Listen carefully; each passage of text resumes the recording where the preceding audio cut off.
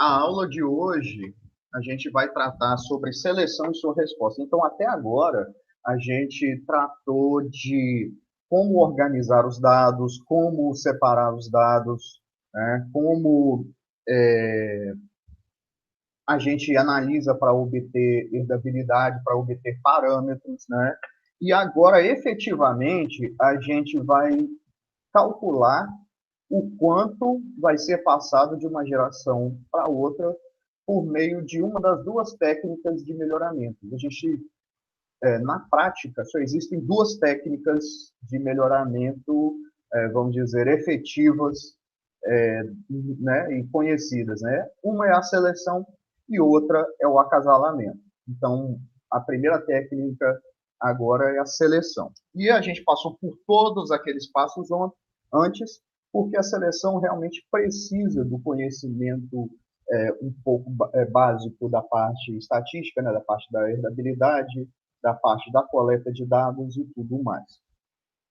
Então, existem duas estratégias básicas de seleção, né? A seleção chamada entre raças e a seleção dentro de raças, né? A seleção entre raças é você tomar a decisão de qual raça vai utilizar no seu sistema de produção.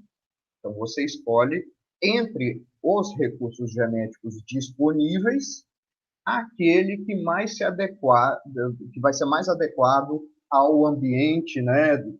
A questão de pastagens, a questão de sistemas de produção, né? De instalações, a questão financeira também, né? De retorno, de lucratividade, de bem-estar do animal. Então, a gente vai ter que, entre raças, a gente tem grandes diferenças genéticas entre as populações para caracteres de importância econômica. Então, a gente vai pegar um exemplo bem característico, que é do gado leiteiro. Então, vamos imaginar aqui que a gente vai iniciar um empreendimento leiteiro no estado do Ceará. A pergunta básica é: que raça eu vou utilizar? Isso é seleção entre raças. Então, eu posso optar pela raça holandesa, mas se eu optar pela raça holandesa, eu vou ter um benefício de grande produção de leite. Porém, eu vou ter um investimento muito alto em instalações, né, para que haja um maior conforto térmico, né, e menor infestação por parasitos, né, ectoparasitos principalmente, desses animais.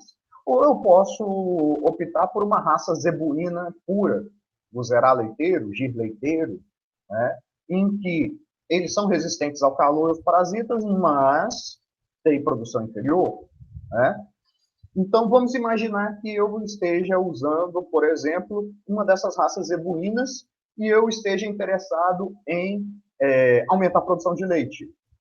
Eu poderia desfazer, né, vender, né, ou à medida que os animais fossem envelhecendo ou chegando numa idade próxima para eu abater esses animais, eu venderia eles para o abate, né, levaria eles para o abate, e adquirir um rebanho 100% holandês, né?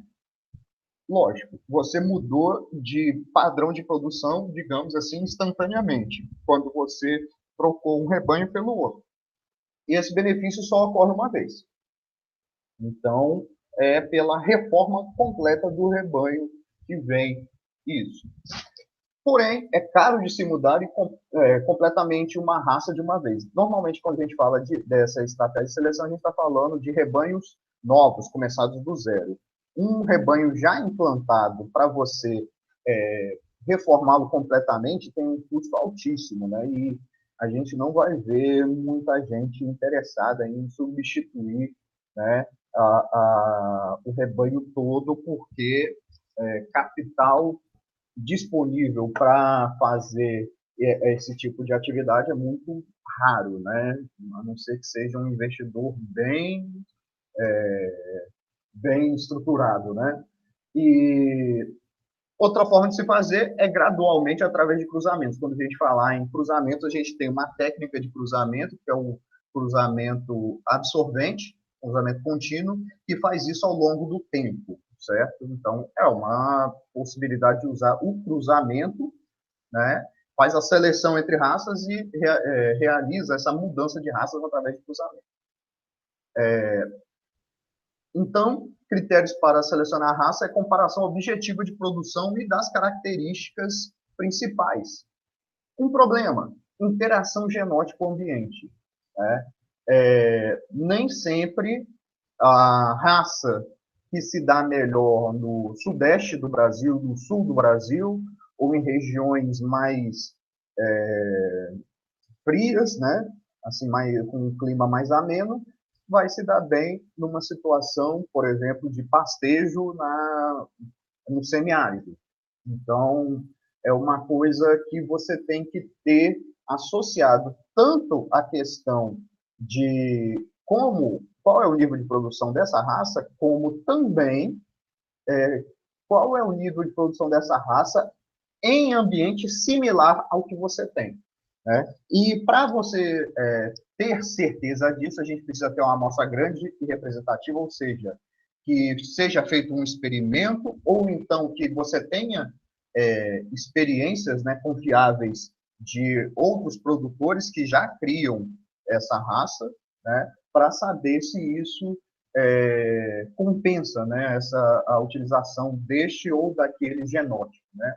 Aqui a gente está usando indistintamente as palavras recurso genético, genótipo, e também a palavra raça, né? Mas vocês podem perceber que é como se fosse tudo uma questão de opção genética, né? De qual espécie, de qual raça, de qual linhagem você vai utilizar dentro do sistema de produção, né? Então, essa interação também vai depender das diferenças entre raças, da variação para característica, e ter sempre em conta o ambiente, mas não só o ambiente climatológico. O ambiente sistema de produção também é interessante. Porque se a gente fosse pegar ao pé da letra, seria muito improvável, quase impossível, alguém criar gado holandês no Ceará. E a gente tem criação de gado holandês no Ceará. Inclusive, uma das maiores fazendas do Brasil, né, do top 100 do Brasil, de maiores fazendas leiteiras, tem gado holandês puro. Certo? Então, claro que isso não é em pastejo, em uma situação de semiárido, né? Esses animais são estabulados, tem todo um controle térmico, né? Um planejamento de instalações bem estruturado, né? Então, isso possibilita. Então, quando a gente fala em ambiente, a gente está falando de um macro, né? Entre as condições climatológicas, as condições de saúde do rebanho, as questões de construções, instalações zootécnicas e tudo mais. Né? E aí a gente tem o foco da nossa apresentação de hoje e de umas 3 semanas ainda para frente, que é a seleção dentro de raça. Ou seja, uma vez estabelecido qual é o recurso genético que você vai utilizar para a produção, que é mais adaptado à sua região, ao seu sistema de produção, a gente vai realizar a seleção para melhorar essa raça. Então, a seleção dentro de raça vai ter como a sua propriedade, né, a comparação de animais da mesma raça e o uso dos melhores animais para produzir a geração seguinte. Então, a gente tem que colocar entre aspas aqui a palavra melhor, porque o conceito de melhor ele é variável enquanto ao objetivo de melhoramento. Então, o que é melhor para um produtor não é melhor para outro. Se a gente tiver, por exemplo, a questão de produção de leite, volume, né? A questão do volume, ela interfere negativamente na concentração de sólidos, né? Proteína e gordura são os principais sólidos, né, para a indústria, dentro do leite. Então, pode ser que dentro de um local Por exemplo, no país Brasil, hoje, o que mais remunera é volume de leite, porque o bônus pago pela qualidade do leite ainda não é tão benéfico assim. Mas se você pegar em outros países, principalmente na Europa, eles não fazem seleção, eles não dão ênfase na seleção para quantidade de leite. A quantidade de leite que cada vaca produz lá está um tanto quanto estável nos últimos anos. O que eles põem como objetivo de melhoramento? Qualidade do leite, quantidade de gordura, quantidade de proteína, quantidade de minerais no leite, né? Então, essa questão de o que é melhor varia dentro de um contexto, né? Então, a gente tem escolhas através de mensurações, né, de tomadas de medidas, né, de registros fenotípicos, e repetição do processo a cada geração. Então, o que a gente tem, na verdade, é que um programa de melhoramento baseado em seleção, ele nunca tem fim. Ele segue geração após geração e o objetivo dele é aumentar o nível médio do mérito genético aditivo, o valor genético. Ou seja, baseado no que a gente viu semana passada, é substituir os alelos, entre aspas, ruins para característica por alelos bons, né? Então, aí isso vai sendo construído ao longo do tempo, né? Trocando o tijolo baixo por um tijolo mais alto para fazer com que o muro seja maior. É basicamente essa ideia da seleção dentro do programa de melhoramento, certo? Então, aqui a gente tem um pequeno resumo dos passos de melhoramento. A gente não está aqui com um ciclo igual a gente tinha nos outros slides, ele está mais linear, né? Então, primeiro, a escolha do objetivo de melhoramento. Então, qual é o objetivo de melhoramento? Produzir mais carne em quantidade, carcaças mais que rendem mais, ou reproduzir mais os animais para a gente ter mais carcaças, mais volume de carne, ou então melhorar a qualidade de carne dentro da produção. Então, a gente tem que escolher. Isso se chama objetivo de melhoramento, né? Então, a gente tem que observar se as características são herdáveis e são de importância econômica. É esse balanceamento entre herdável, né, o fato de ser herdável, e a importância econômica que vai fazer com que a gente escolha o critério de seleção, né? Então, é uma coisa que vocês têm que ter em mente, é uma dos termos aqui que mais gera confusão e que a gente mais necessita que sejam entendidos é a diferença entre objetivo e critério. O objetivo é o que você quer final, né? Então, vamos colocar objetivo para a produção de leite no Ceará, produzir mais leite, mais volume de leite. Objetivo do melhoramento de gado de corte, produzir mais cabeças de gado, né, reprodução maior dos animais e que cada um desses animais cresça bem rápido, desmame rápido para começar a produzir por conta própria, pastejar bem, aproveitar bem os alimentos e tudo mais. Beleza? E o que é critério? Critério é como você vai fazer. Critério é como você vai usar os dados de campo para atingir esse objetivo. Então, o objetivo é a meta, é o alvo. E o critério é como fazer.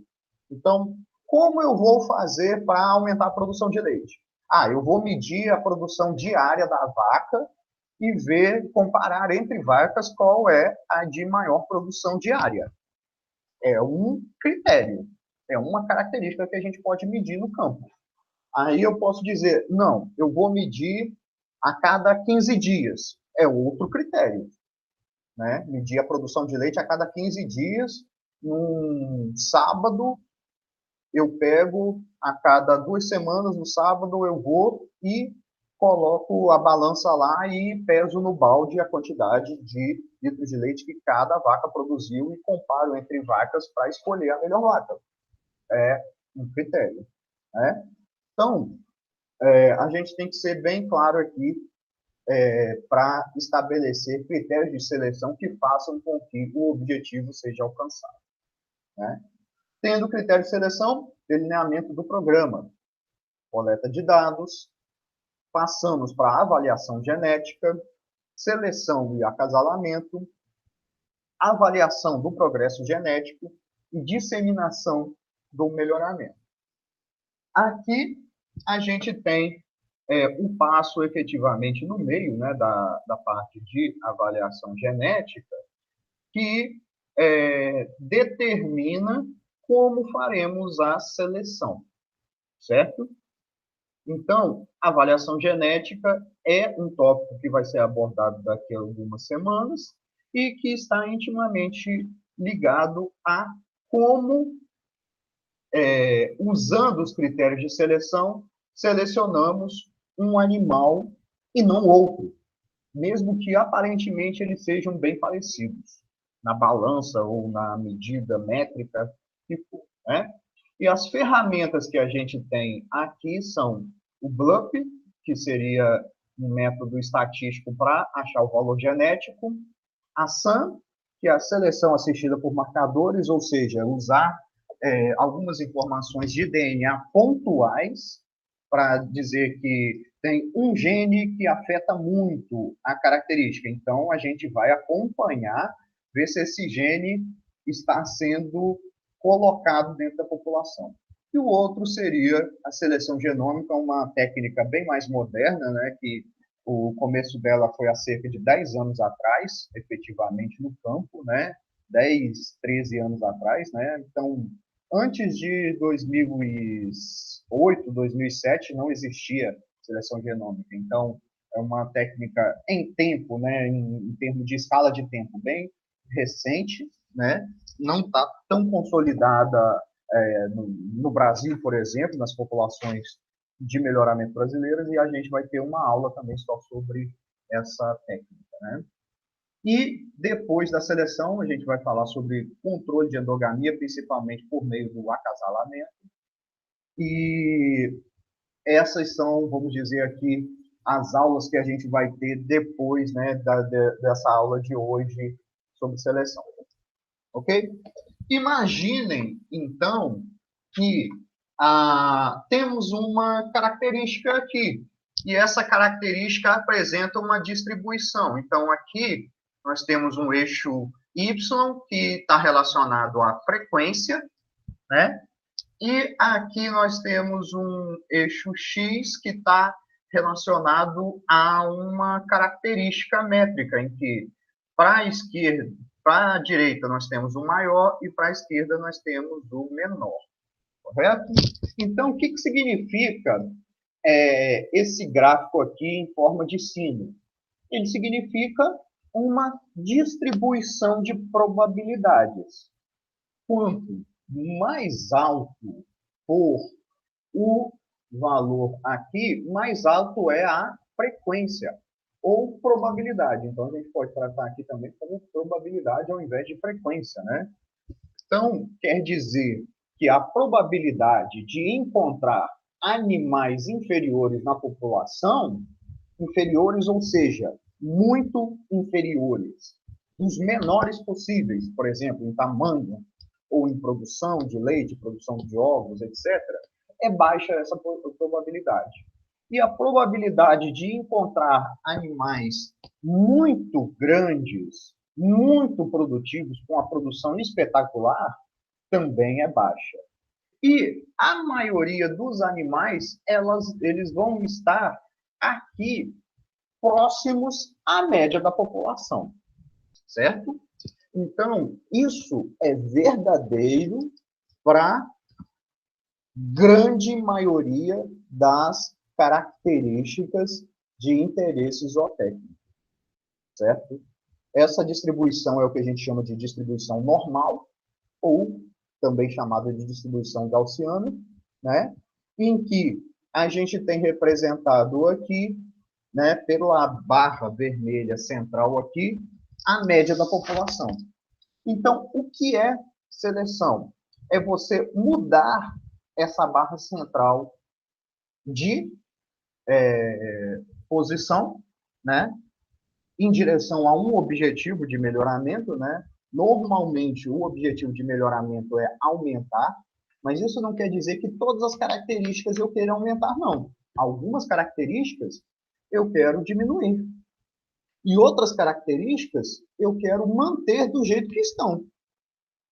Certo? Então, nem sempre o objetivo de melhoramento, né, vai ser elevar, né, a uma determinada característica, aumentar determinada característica. Então, desassociem, esqueçam essa relação entre melhor e positivo, melhor e maior.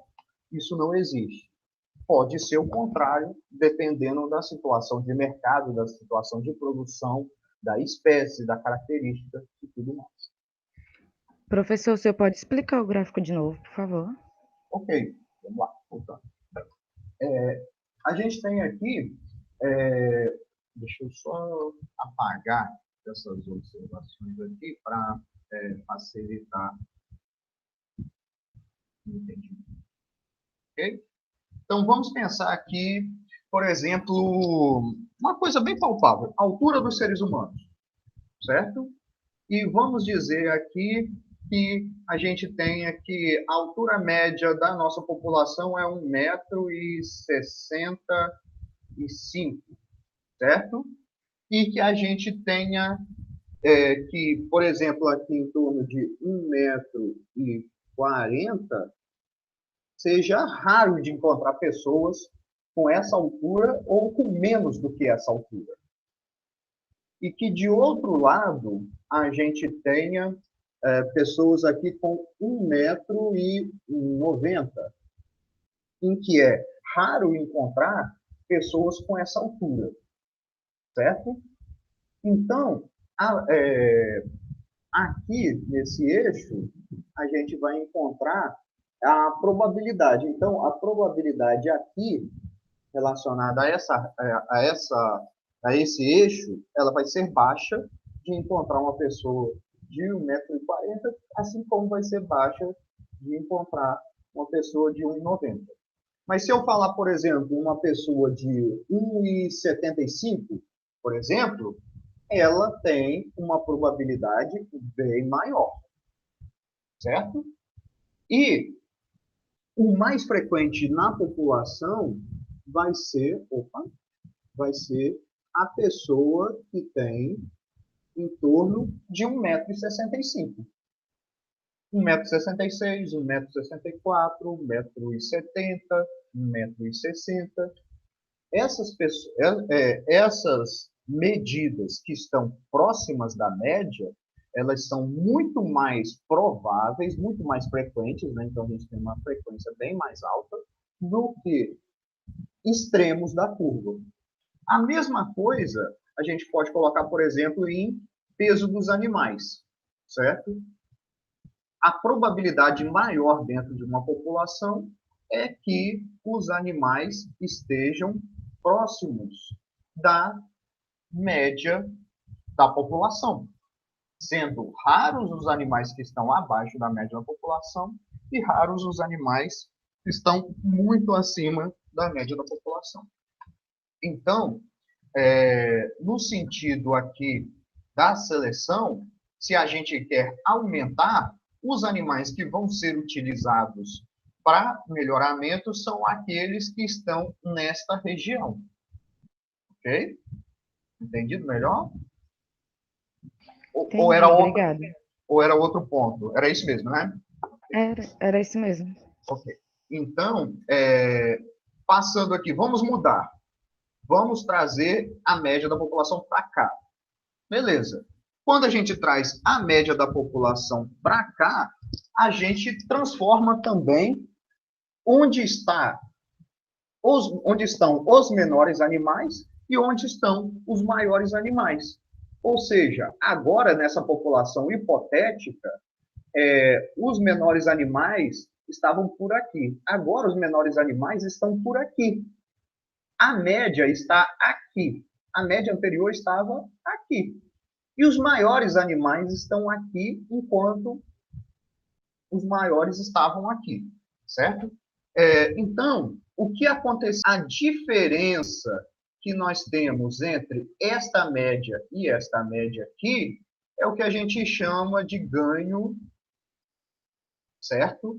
Ou seja, a minha população toda desviou-se este tanto aqui na escala, certo?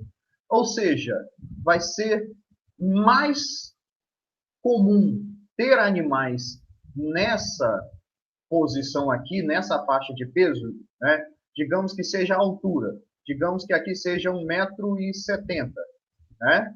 E aqui seja 1,60 m, parecido com o que a gente fez. Ou seja, na população anterior, 1,60 m era o mais comum na população. Agora é 1,70 m que é o mais comum na população. Ou seja, a diferença aqui é de 10 centímetros na média da população, em que a média se modificou. Okay? Daí, a gente vai precisar de alguns conhecimentos aqui sobre a distribuição normal, né? Como eu disse, a distribuição normal é a mais frequente é mais comum entre as características de interesse zootécnico, né? Então, aqui a gente tem x barra p. O que é x barra p? Média da população. Então, x barra p é a média. Ou seja, se a gente pegar todos os valores da população, a nossa média vai estar aqui. Certo? E aí vem dois conceitos interessantes. XT, em que T é chamado de truncamento. Truncamento. O que é truncamento? Truncamento é o ponto ao qual eu decido que os animais que estão abaixo deste valor não serão selecionados. E os animais que estão acima deste valor serão selecionados. Certo? Ou seja, é o ponto de divisão da população entre selecionados e não selecionados. E o que seria um animal selecionado? Um animal selecionado é aquele que irá para a reprodução, passar seus genes para a geração seguinte. O animal não selecionado não significa que ele vai para o abate. Ele pode permanecer na população, né, em produção, por exemplo, mas ele não participa na formação da geração seguinte. Ele pode até ir para a reprodução, mas ele vai para a reprodução não para melhoramento, mas para a reprodução, formação de populações comerciais, por exemplo, formar indivíduos para cruzamento e tudo mais. Não vai para a população de melhoramento. Entendido? Então, acima de um lado do ponto de truncamento, animais selecionados. Abaixo, animais não selecionados, né? Aí a gente tem dois conceitos importantes,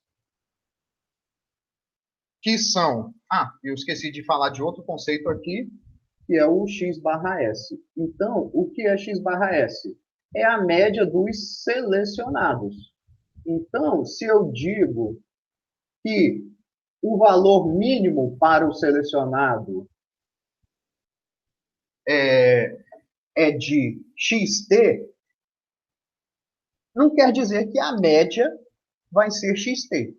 A média, se todos os animais selecionados estão aqui, a média vai estar mais ou menos no meio dessa distribuição. Entendido? Então, média dos selecionados, x barra S, vai estar acima do ponto de truncamento. O ponto de truncamento é o valor mínimo para entrar no grupo de selecionados. Beleza? Aí nós temos duas definições aqui, B e A. Né? Então, eu vou colocar aqui um marca-texto de cor, amarelão. Né? Então, o A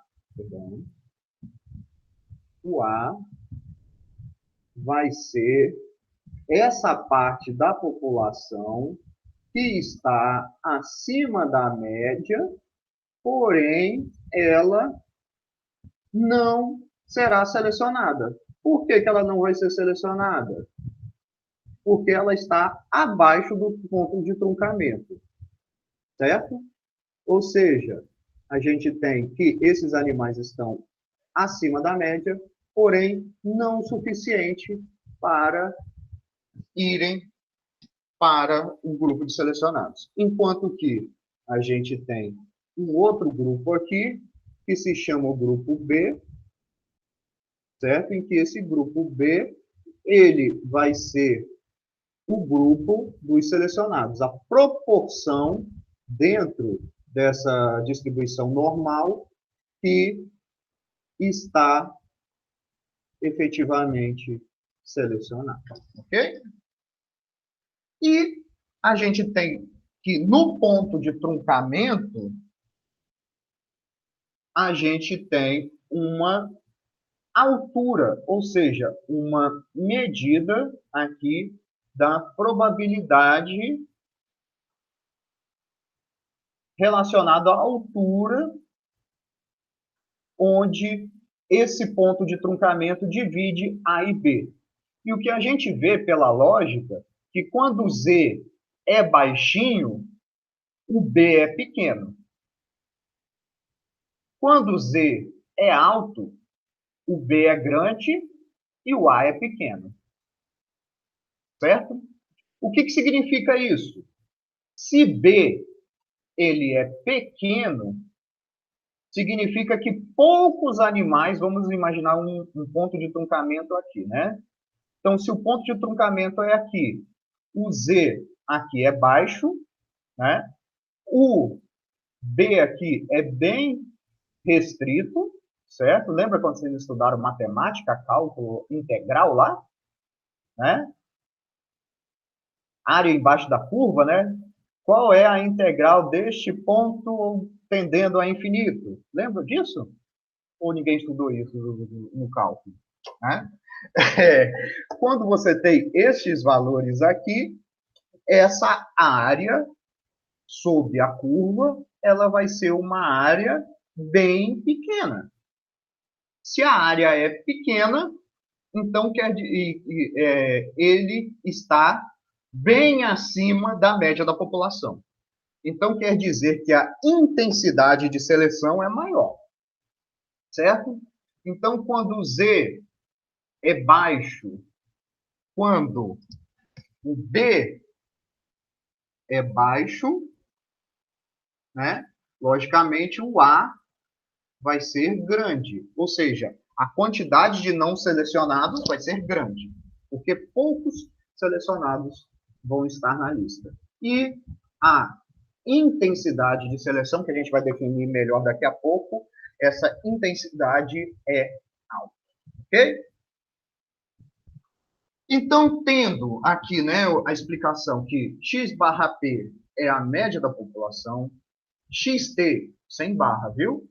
É o valor mínimo da característica nos animais selecionados, também chamado de ponto de truncamento, e x barra s é a média dos selecionados, B é a proporção ou porcentagem, né, de indivíduos selecionados, A é a proporção de indivíduos eliminados e Z é a altura da ordenada no ponto de truncamento. Daí a gente tem que diferencial de seleção, outro conceito importante, é a diferença entre a média dos animais selecionados e a média da população. Certo? Então, na prática, o diferencial de seleção é a diferença entre essas duas médias. Então, é a diferença entre este ponto, que é a média da população, e esse ponto, que é a média dos selecionados. Ok? Então, vamos dizer que aqui, por exemplo, seria 1.000 quilos. E aqui fosse 1.200 quilos de produção de leite, por exemplo.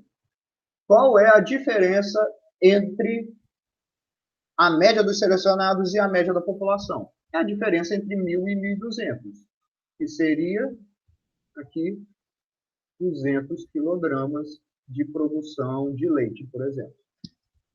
Certo? E isso aqui seria o que nós chamamos de diferencial de seleção. Toda vez que a gente falar em diferencial, a gente vai usar aquela mesma simbologia que se usa na física, na química, na matemática, que é a letra grega delta, né? Que é esse triângulo aí que a gente põe, certo? Então, quando o diferencial de seleção é padronizado, a gente tem que esse diferencial de seleção dividido pelo desvio padrão fenotípico é igual o Z sobre B, né? A altura da ordenada dividido pela porcentagem de animais selecionados, né? Em que o sigma P é o desvio padrão fenotípico da característica na população, certo? Observe que todos esses parâmetros eles vêm de análise estatística. Desvio padrão, altura da ordenada, valor de média, né? Valor de média da população, valor de média dos indivíduos, tudo isso vem de uma análise estatística. Por isso que o exercício dessa semana para ser entregue dia 23, né? Domingo da outra semana, né? Vai ser uma análise de variância e umas análises descritivas da população que vocês vão ganhar de presente. Beleza?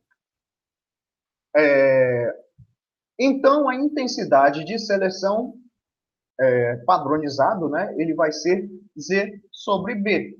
Ou seja, ele vai depender da proporção de indivíduos selecionados. Então, quanto menos indivíduos selecionados, maior vai ser a intensidade de seleção. Entendido? Quer dizer que eu estou selecionando, quando eu seleciono menos animais, eu estou selecionando só os melhores para repassarem seus genes. Caso contrário, se o valor de B incluísse muitos animais, entrariam tanto animais excelentes quanto animais mais perto da média, o que baixaria a minha intensidade de seleção. Estão entendendo a lógica aí, a relação existente entre I e B? Ok?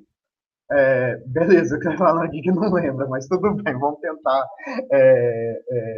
reavivar esses conceitos aí, se precisar a gente define novamente, né? E esse valor de I equivale ao número de desvios padrão que a média dos selecionados excederá a média da população. Então, vou desenhar aqui essa distribuição, né, normal, aí vou fazer um esforço, né, a maioria do pessoal da turma estudou com o professor Gabrimar, e eu aposto que ele botou alguma coisa como isso aqui. Média. Aí aqui a gente tem um desvio padrão para cima, um desvio padrão para baixo. Isso aqui está em qualquer livro de estatística, né? E aqui está falando que é 60 e poucos % da população, né? Aí põe dois desvios padrão para cima, dois desvios padrão para baixo. E isso aqui vai totalizar 96, 98%, não me lembro. Desculpem se o número está errado aqui da população. Ou seja, quanto mais desvios padrão você caminha, mais distante você está da média da população. Então, quanto mais desvios padrão tiver a nossa intensidade de seleção, mais baixinha aqui, né, mais próxima da assíntota, desculpem aqui uma colocação aqui, mais próxima aqui, mais bem localizada aqui na assíntota, vai estar a área, né? Essa parte de selecionado vai ser bem menorzinha, ok? Repetir qual parte? Essa parte do desvio padrão? Certo. Então, o desvio padrão é uma medida de variação, né? É a mesma tem o mesmo sentido da variância, mas o desvio padrão é a raiz quadrada da variância. Quando a gente tem uma média, então vamos dizer aqui que numa dada população a gente tem uma média de 40 quilos, certo? E tem um desvio padrão, digamos, de 5 quilos, né? Então, mi ou x barra, tanto faz, é igual a 40, e sigma seria 5 quilos. O que quer dizer? Que se eu pegar 40 mais ou menos 5 dentro dessa população, eu vou pegar 66% dos indivíduos. Beleza? Então, 66% dos indivíduos estão entre 35 e 45 quilos. Beleza. Se eu caminhar 2 desvios padrão, eu pego 98% da população. Então, nessa população de exemplo que a gente tem aqui, 2 desvios padrão seria 40 mais ou menos 10. Desculpem a letra aqui, porque o PowerPoint não é bom de escrever. E eu não tenho a caneta de ponta fina ainda. Então, só para terminar aqui, a população teria 98% dos animais entre 30 e 50 quilos. O que significa isso? Se 98% estão entre 30 e 50 quilos, 2% dos animais vão ter ou menos de 30 ou mais de 50 quilos. Né? Numa distribuição normal, a gente divide pela metade, 1% de um lado, 1% de outro. Ou seja, 1% da população vai ter menos do que 30 quilos e 1% da população vai ter mais do que 50 quilos. Beleza? Ok? Entendido mais ou menos aqui como é que funciona a questão do desvio padrão? Eu não entendi como 40 mais ou menos 5 vai dar 66. Não entendi essa parte. Ah, sim. Não, isso aqui é uma regra da distribuição normal. A distribuição normal, quando você pega um desvio padrão para cima e um desvio padrão para baixo, você pega 66% da população. É um número meio que decorado mesmo. Claro que existe uma fórmula para isso e tudo mais. Mas ele cobre 66% da população. Enquanto que, quando você põe 2 desvios padrão, você pega quase que a totalidade da população. 96%, 98% da população. Entendido? Ou ficou vago ainda? Não, entendi. Dá um número já meio que padrão, né? Isso. É porque essa distribuição normal, ele vem de uma fórmula, certo? E nessa fórmula, a gente tem algumas propriedades. Uma das propriedades é a média é igual à moda, que é igual à mediana na população. Outra propriedade, aqui no meio, né, onde está a média, a moda, a mediana, né, por ser uma mediana, metade dos valores estão à direita, metade dos valores estão à esquerda, ou seja, é uma distribuição simétrica, certo? Entre outros atributos. Um dos atributos aí que a gente tem é que se a gente põe um desvio padrão para cima e outro desvio padrão para baixo, a gente pega mais de 60% da população. Certo? É só uma coisa mesmo formal, né? Tá bom, obrigada. De nada. O ponto de truncamento é o valor T, né? O valor T que representa o ponto de truncamento em desvios padrão. Lembrando, T é diferente de I. T é o ponto onde está o truncamento, onde tem a divisão entre selecionados e não selecionados. O I é a intensidade de seleção. Então, os indivíduos serão selecionados a partir de T desvios padrão, ou seja, um valor mínimo. Então, dessa aula toda que a gente viu até agora, o que a gente vai precisar para resolver problemas na prática? Uma tabela. A gente não vai ter que calcular isso à mão. Isso vem dentro de uma tabela ou de um programa de computador que calcula isso na hora, né? Que a gente coloca os parâmetros que se referem à distribuição normal, que são o T, o A, o B, o Z e o I, certo? Então, a gente tem que, para a estimativa de ganhos genéticos em animais, o parâmetro de interesse é o I, de intensidade, certo? E aqui está a nossa pequeníssima tabela que vocês podem usar, né? Na verdade, essa tabela aqui, ela está dividida em duas, porque ela ficaria muito longa, ou seja, ela começa desse lado esquerdo e termina do lado direito. Na verdade, ela era para ser compridona. Eu cortei a parte de baixo da tabela e colei do lado, tudo bem? Então, nós temos aqui o ponto de truncamento. O que significa quando o ponto de truncamento é zero? Que eu estou escolhendo exatamente a média para tomada de decisão de quais indivíduos vão ser selecionados e quais indivíduos não vão ser selecionados. Beleza? Então, se eu estou escolhendo a média como um ponto de truncamento, o número de indivíduos acima da média que não são selecionados é zero. 0% dos indivíduos acima da média vão para o lado dos não selecionados. Ou seja, está acima da média, está selecionado. O que significa que 50% da população está selecionada. Entendido? Isso equivale a um valor de Z, que para a gente não vai ter utilidade, a gente não precisa dele para fazer conta nenhuma. Ele só serviu para calcular o I, né, que é o Z sobre B, e o valor de intensidade de seleção é 0,1.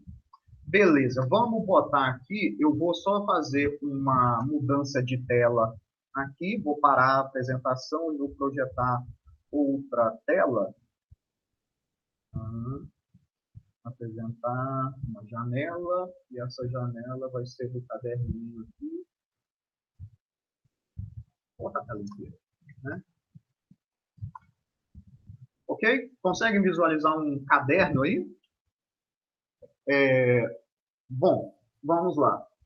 Digamos que a gente tem uma população em que a nossa média da população, seja de 15 quilos, certo? E que a gente tenha que nessa população aqui, onde a média é de 15 quilos,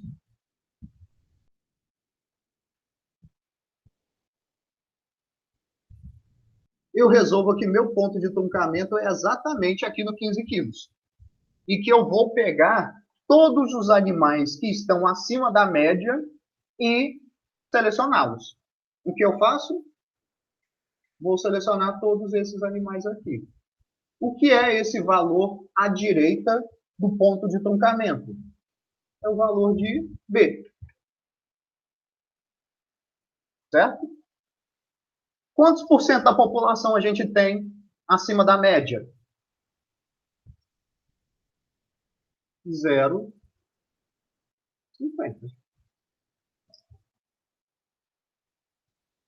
Entendido aqui como é a situação? Por que que B é igual a 0,50? Então, na prática, a gente entra na tabela com o valor de B e sai com o valor de I. Então, a minha intensidade de seleção aqui é 0,80. Entrei com o valor de B, saí com o valor de I. Diga. Esse 0,50, o senhor já estabeleceu ou foi como? Como é que B se tornou 0,80? 0,50, isso. Isso. Quando eu tomei a decisão de que todo animal acima da média vai ser selecionado para reprodução. E todos abaixo da média não vão constituir a minha nova população. Certo? Então, a gente entra com o valor de B. De onde vem o valor de B? Da nossa decisão de melhoramento, da nossa decisão de seleção. Ok? Então, se eu decidir que eu vou selecionar 50% dos animais, B é igual a 0,50. Certo? Vamos para um segundo exemplo para esclarecer um pouco aqui. E o valor do truncamento, como é que estabelece ele? Justo. O valor não, a posição. A posição, certo. A posição é baseada no B também. Deixa eu puxar aqui uma outra folha aqui. Vamos estabelecer, por exemplo, de uma maneira similar aqui, a mesmíssima população com média de 15 quilogramas, mas que agora eu estabeleça que eu não quero selecionar qualquer animal, não, dessa população. Eu quero selecionar os 10% melhores dessa população. Certo? Então, os 10% melhores da minha população vão estar mais ou menos aqui. Né? Essa área aqui vai ser os nossos 10%. Certo? E o que vai ser a outra área? A outra área vai ser isso aqui. O que está acima da média, mas não é selecionada, que são 40%. Entendido? Então, o meu valor de B, eu tenho que voltar para a cor anterior, ok? O meu valor de B é 0,10. Beleza, vamos lá para o valor de B. Então, vamos procurar aqui na tabela onde está o valor de B igual a 0,10. Está mais ou menos aqui. Estão vendo? 0,1056. Ah, professor, não é exato. Para o exemplo agora, nós vamos usar esse aqui como o aproximado. Depois a gente mostra como chegar a um número mais exato, certo? A gente pode usar, por exemplo, esse aqui. Também, 0,968. Está mais próximo até de 10, né? Então, quando B é igual a 10, a gente tem que o A é igual a 0,40. Certo? Por quê? Se 10% são selecionados, 40% são acima da média e não selecionados. O que vai nos dar algo em torno aqui de 1,27, 1,28 desvios padrão acima da média. Este é o ponto de truncamento. Mas isso não vai importar para a gente. O que a gente vai usar na prática é isso aqui. O valor de intensidade de seleção. Então, o nosso I, quando o valor de B é igual a 0,10, é 1,75. Ok? Comparando as duas medidas aqui. Quando eu tenho B 0,5, o B é alto. Então, eu tenho um grande número de animais selecionados, grande proporção dos animais selecionados. Porém, a gente tem que eu também tenho animais bem próximos da média, ou seja, que não são tão bons. Quando eu pego só 10% dos animais, eu só pego animais que estão aqui 1,20. Então, o ponto de truncamento aqui é 1,27. Vamos aproximar aqui. 1,27 desvios padrão acima da média. O que leva a minha intensidade de seleção lá para cima. A gente mais do que dobrou a intensidade de seleção. A intensidade de seleção aqui era 0,8 e agora a nossa intensidade de seleção é 1,75. Entendido? Algum comentário, alguma coisa, dúvidas? Então, basicamente, não se preocupe com nessa tabela, o ponto de truncamento e o valor de A. Você vai entrar com B e sair com I dentro dessa tabela. Ok? Daí nós temos um ponto muito importante, que é o ganho genético. Ganho genético, também chamado de ΔG, né? Delta de diferencial G de genético, é a resposta à seleção. A resposta à seleção pode ser prevista tendo em conta o diferencial de seleção e a herdabilidade. Então, por isso que a gente deu tanta atenção à herdabilidade nas últimas aulas, né? Então, o diferencial de seleção pode ser medido de duas maneiras.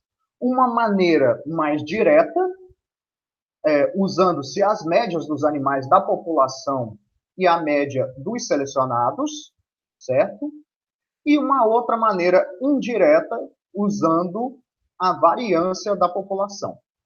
Ou seja, esse último aí é o diferencial de seleção padronizado. Então, vamos aqui para uma ilustração. Imaginemos, então, que eu tenha uma característica como a produção de ovos, e que a média de produção de ovos do nosso plantel é de 200 ovos por ano, certo? E eu faça um ponto de truncamento aqui, em que a média, né, dos selecionados seja 225, certo? Então, essa é a média da população, essa é a média dos selecionados. O que é diferencial de seleção? É igual à média dos selecionados menos a média da população. Então, meu diferencial de seleção é 225 menos 200. Diferencial de seleção é 25. Ou seja, as poedeiras selecionadas, em média, produzem 25 ovos a mais por ano do que as poedeiras da população como um todo. Ok? Então, isso é diferencial de seleção. Aí, a gente tem um outro aspecto, que é o que a gente chama de equação fundamental do melhoramento, que é ganho genético é igual a herdabilidade vezes diferencial de seleção. Digamos, então, que a herdabilidade dessa característica produção anual de ovos seja moderada, 0,20. Qual vai ser o meu ganho genético? O meu ganho genético vai ser herdabilidade vezes diferencial de seleção. Ora, se eu já tenho a minha herdabilidade, que era igual aqui a 0,20, e tenho o diferencial de seleção, que é 25, então eu vou fazer simplesmente a multiplicação. 0,20 vezes 25. Fazendo na calculadora, vocês vão verificar que é de 5 ovos por ano. O que significa isso? Lembrando lá daquela distribuição de probabilidades que a gente mostrou nos slides anteriores, a gente vai ter que A população antes tinha média de 200 ovos por ano.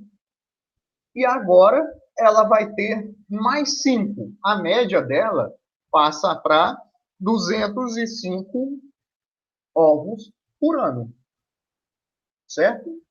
Ah, professor, está muito estranho isso. Se eu selecionei aves que produziam 25 ovos a mais, em média, como é que a geração seguinte só tem 5 ovos a mais? Aí que vem a questão da herdabilidade. Da variação total que a gente viu, de 25 ovos, 80% dessa variação era não herdável, era ambiental. E 20% é herdável. Ou seja, somente 5 ovos a gente conseguiu melhorar de uma geração para outra. Certo? Então, através da seleção direta fenotípica nessas características, a gente só consegue melhorar a produção das aves em 5 ovos por ano, digamos assim. A gente tem métodos melhores, mas esse método foi responsável pelo melhoramento, vamos dizer, dos últimos 100 anos, por praticamente 60, 70 anos de melhoramento. Então, mais da metade do melhoramento que aconteceu até hoje foi com esse método aí, ganhando pouquinho a cada geração. Certo? E vamos colocar aqui, então, um exemplo. Não vou colocar com galinha, vamos colocar com outra espécie. Vamos colocar dos 15 quilos lá, de um pequeno ruminante, que seja. Né?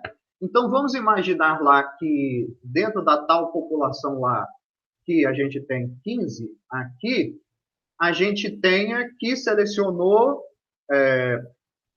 vamos lá, aqui, né? A gente tenha esses dados aqui. Estou selecionando 10% dos melhores animais. Então, a minha intensidade de seleção é de 1,75. Né? Como que eu calculo a herdabilidade? IH2 sigma P. Então, delta G é igual a IH2 sigma P. O que é I? I é a nossa intensidade de seleção, que é 1,75. O que é H2? É a nossa herdabilidade. Então, vamos dizer que a herdabilidade para peso corporal aqui nesses cordeiros seja de 0,30, para facilitar as contas.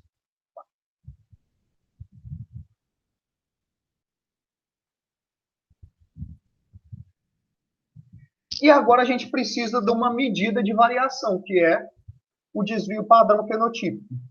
Digamos que o desvio padrão fenotípico dessa população, o sigma P, seja de 5 desvios padrão. Qual vai ser o ganho genético de eu selecionar os 10% melhores dessa população? Ou seja, essa partezinha aqui da população bem acima da média. Vai ser só a multiplicação, né? Então, vai ser delta G igual a 1,75, que é a intensidade de seleção, vezes 0,30, que é a herdabilidade, vezes 5, que é o desvio padrão fenotípico. Vamos lá? 1,75 vezes 0,3 vezes 0,5. 0,26. É pouco? Sim.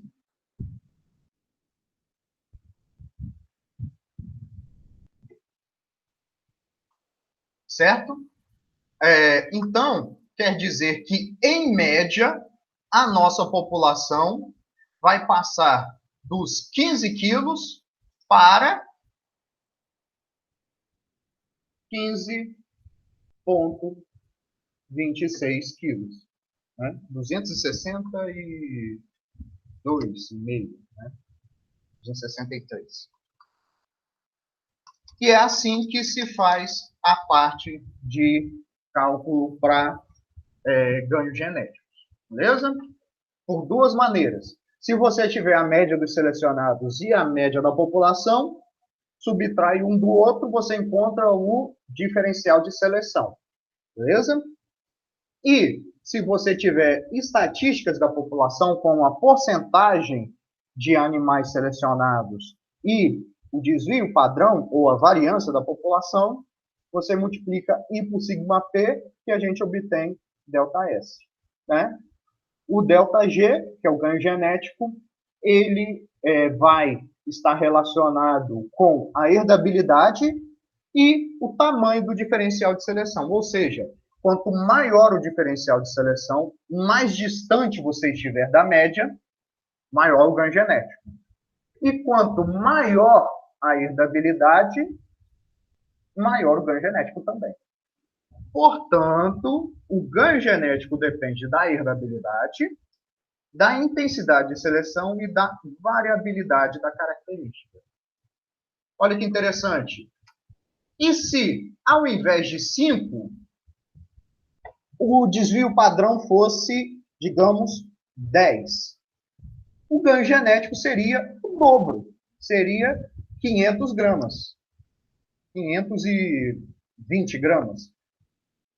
Né? E a média final seria 15,520, ao invés do 15,26. Certo? E se eu disser aqui que, ao invés de 0,3, a minha herdabilidade fosse 0,4? De maneira similar também. 1,75 vezes 0,4 vezes 5. Opa! Isso mesmo? 1,75 vezes 0,3 vezes 5. Pessoal, eu fiz uma conta errada aqui, né?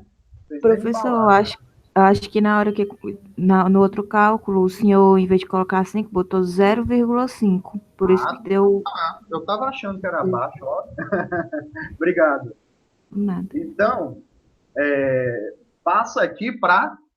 Vamos colocar aqui então os valores reais, né?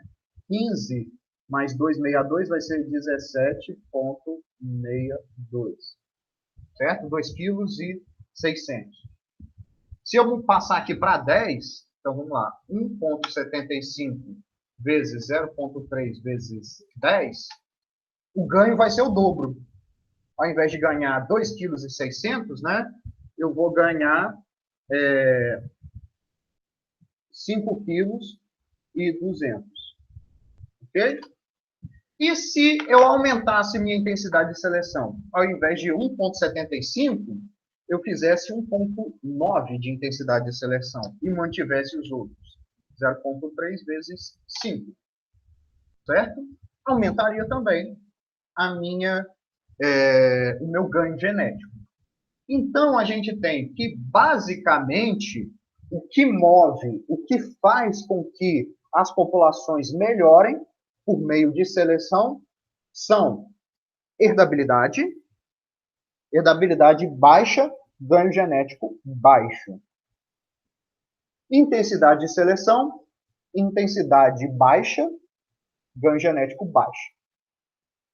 E desvio padrão fenotípico, variabilidade genética na população. Se a variabilidade genética é baixa, ganho genético é baixo. Certo? Ou seja, se todo mundo é parecido na população, você tem pouca perspectiva de melhorar a população, porque não surge um indivíduo excepcional com genes diferentes. Entendido? Outro fator muito importante para a gente considerar também dentro da parte de ganho genético é o intervalo de gerações, que é o tempo entre estágios correspondentes do ciclo de vida em gerações sucessivas. Ou seja, qual é o tempo entre o nascimento dos pais e o nascimento dos filhos? Qual é o tempo entre o primeiro parto da mãe e o primeiro parto da filha? Isso é definido como intervalo, essa é a definição de intervalo de geração. Então, a gente tem aqui uma modificação do cálculo de ganho genético. Agora a gente divide ele pela unidade de tempo.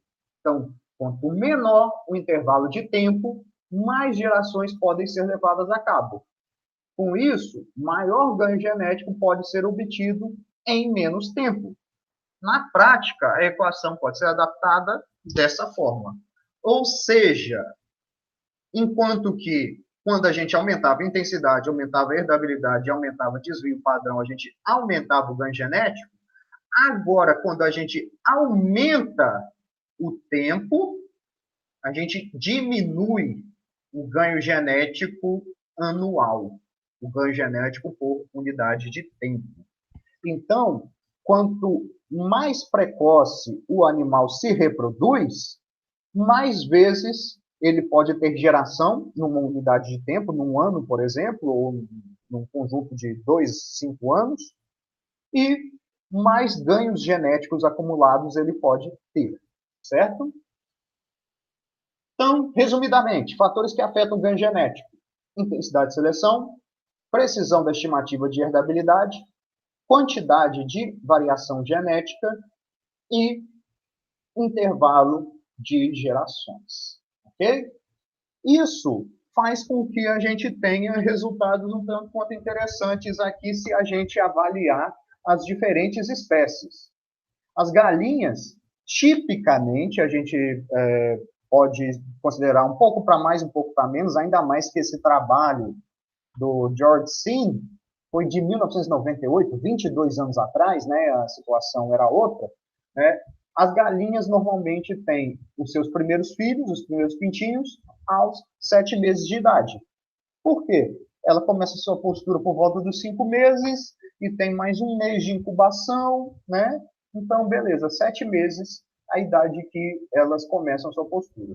E uma galinha pode ter entre 120 e 280 pintinhos durante o período de um ano nascidos, né?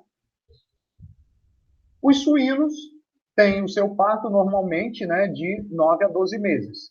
E pode ter de 20 a 24. Hoje a gente fala em mais de 30, né? Em suinocultura, 30 desmamados abatidos por ano, né, que uma porca pode ter. Já está bem mais acima de 30 hoje em 2020.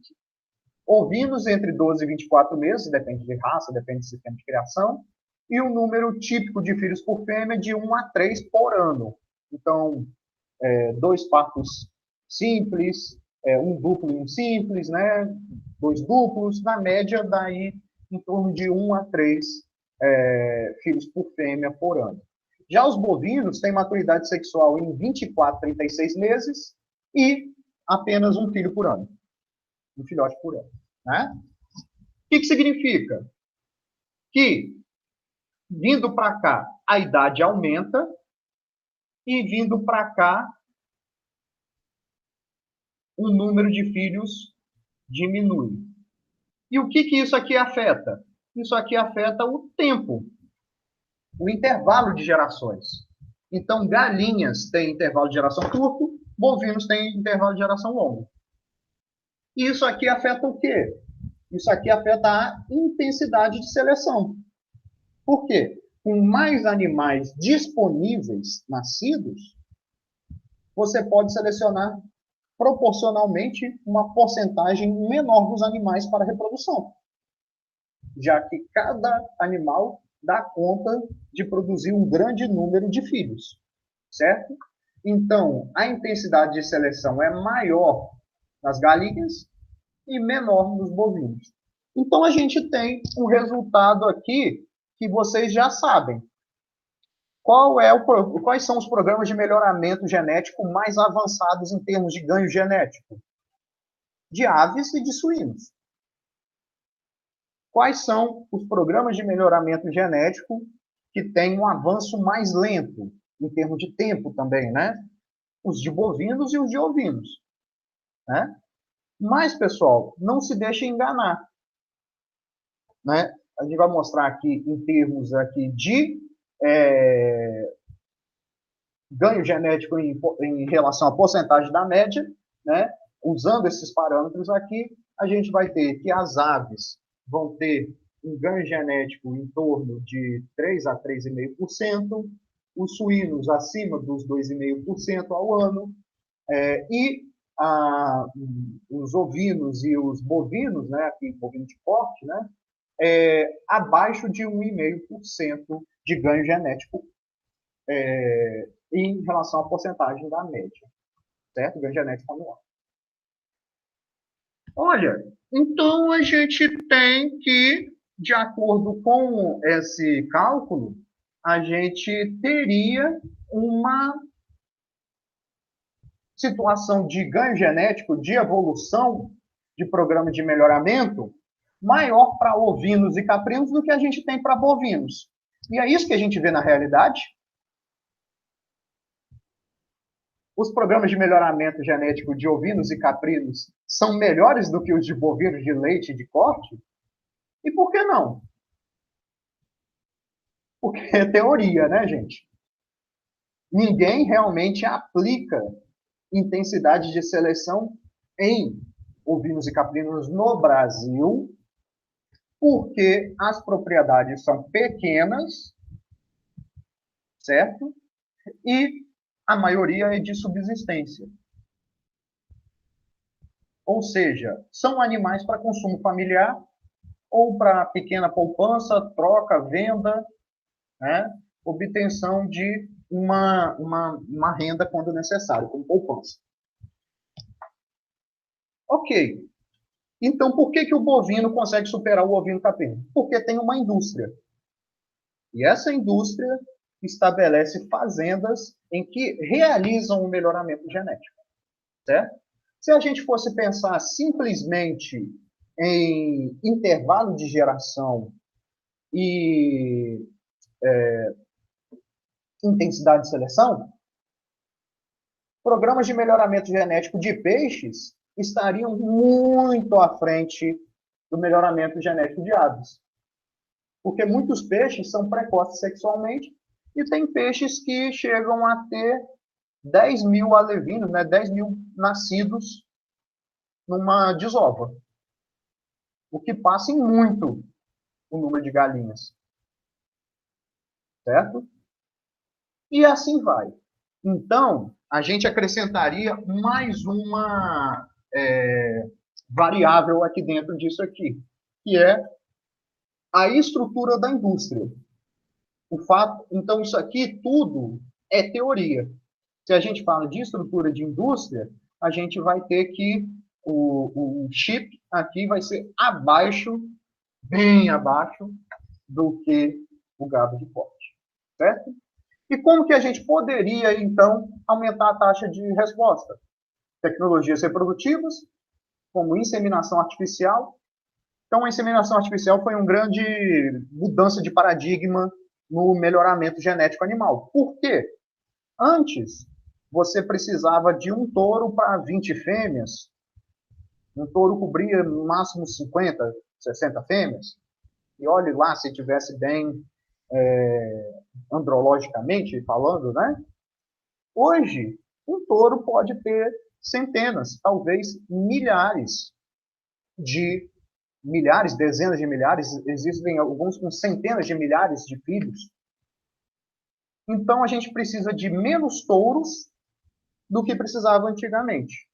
Se a gente precisa de menos touros, a seleção é mais intensa.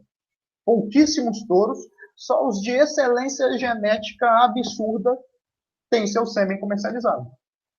Então, vai lá para cima a intensidade de seleção. A FIV, fertilização in vitro, por outro lado, aumenta a intensidade de seleção de fêmeas.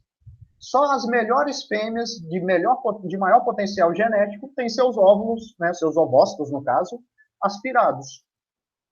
Então, aumenta a intensidade de seleção também de fêmeas, além da intensidade do macho, né, já que usa sêmen, não de um animal qualquer, mas de um animal selecionado também, né, que está disponível para inseminação artificial.